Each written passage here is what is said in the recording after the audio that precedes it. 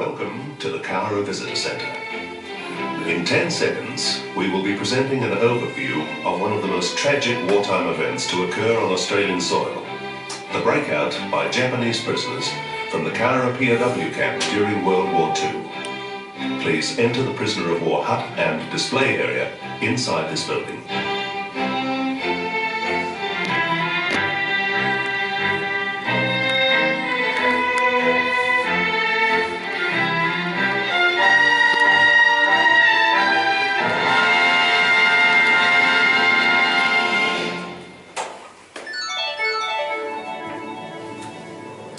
Hello, my name is Claire Simons. I'm a Cowra girl. I was born here, went to school here, and one day when the war's over, I hope to get married here. My boyfriend Barry joined the army quite early in the war.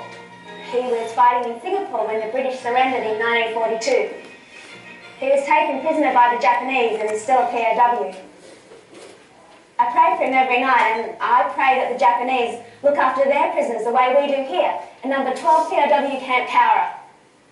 Although we know there was quite a fuss up at the camp the other night.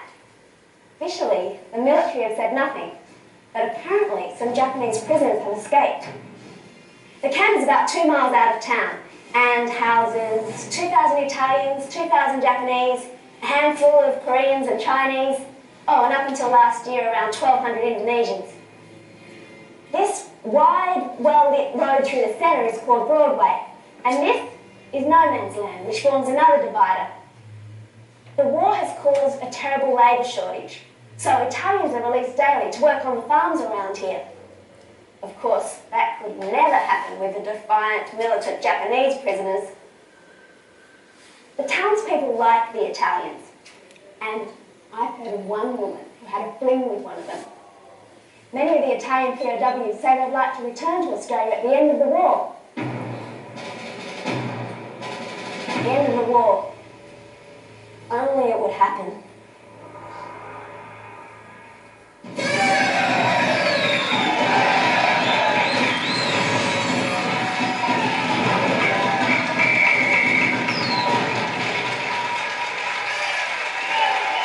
Victory celebrations in Cowra went on for days. But it was difficult for me, not knowing whether Barry was dead or alive. But finally he came home, after spending months in a military hospital. He'd been beaten and tortured, but he was one of the lucky ones. He was alive. Do you remember me telling you about an escape by Japanese POWs back in 1944? Well, it took ages for the truth to come out, because the government censored the news.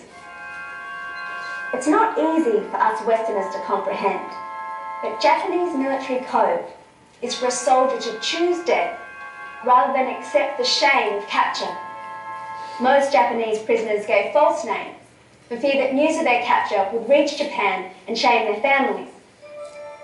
The trigger for the breakout came at roll call on the morning of August 4, 1944. The Japanese prisoners were told that their officers were to remain in Cowra and soldiers below Lance Corporal were to be moved to Hay the following day. They did not want to be separated.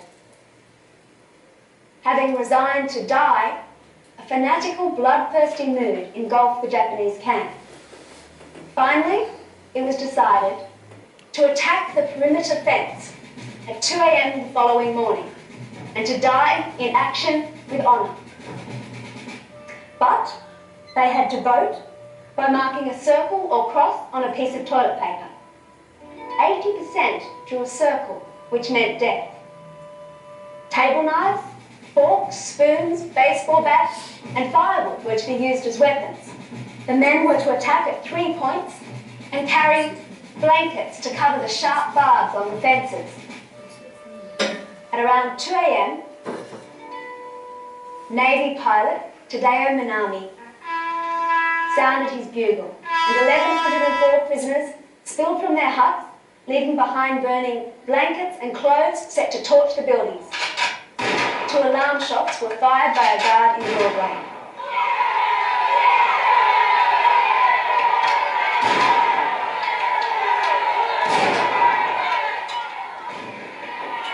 The main Japanese rush was directed at the unmanned Vickers machine gun, mounted on a trailer outside the perimeter fence. The attackers intended using it against the garrison.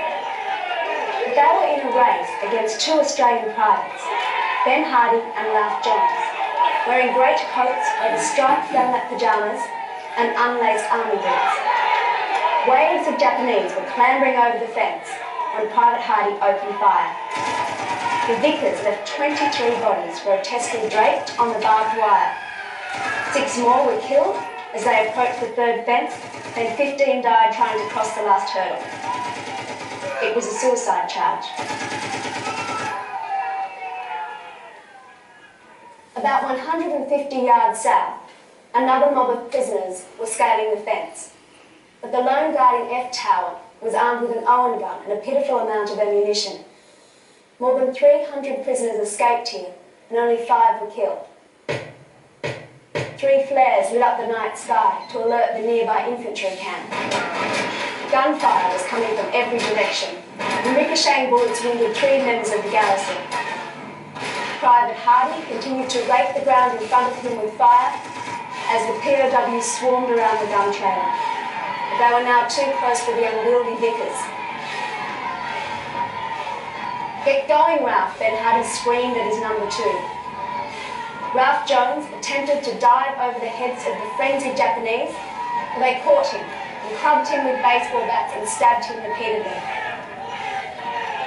Hardy was disabling the Vickers as the rioters clubbed him to death and left him on the trailer floor. They then turned the gun around towards the garrison, but it wouldn't fire. Private Jones staggered 80 yards to the nearest hut. "They got us," he gasped, and fell dead. Neither Jones nor Hardy had fired a weapon in combat before. Private Charles Shepherd rushed from the guard room and was stabbed in the heart by a P.O.W. He died instantly.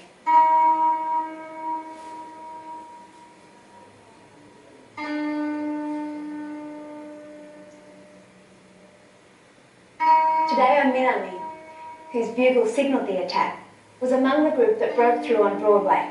He took a bullet in the chest and fell into the gutter. He smoked a cigarette and then cut his own throat with a sharpened table knife. At dawn on the frosty morning of August 5, 1944, the counting began.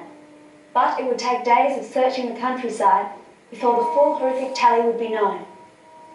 A total of 334 prisoners escaped, 107 were wounded, and 231 died. 3 Australians were killed during the breakout,